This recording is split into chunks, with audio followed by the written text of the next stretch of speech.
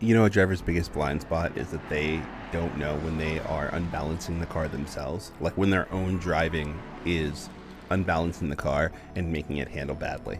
And most of the time it's because people don't know what makes the car handle badly. You know, easy things. The driving line is wrong, right? You're not fully to the outside before you turn in.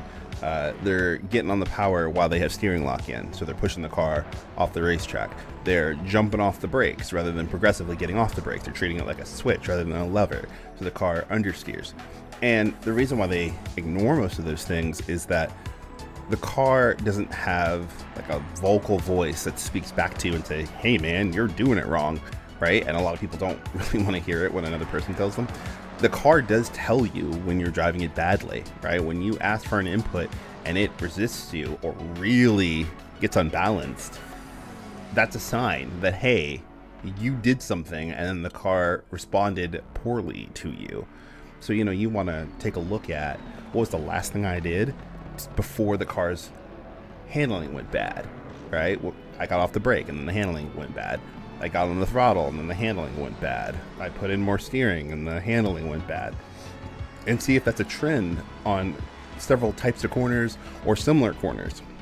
Because then you can tell, like, do I need to adjust my driving style or do I really need to make a setup change, right? A lot of the time it's driving style. 90% of the time it's driving style. Like, you could fix it by braking a little earlier or actually paying attention when you came off the brakes or making sure you unwound the wheel before you get the power.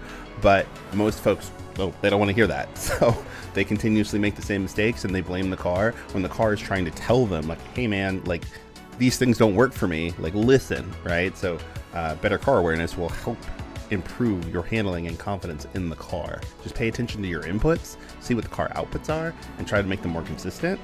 And you will find your confidence increasing because you'll be able to confidently say, hey, I know when I put this input in, the car is responding the way that it should.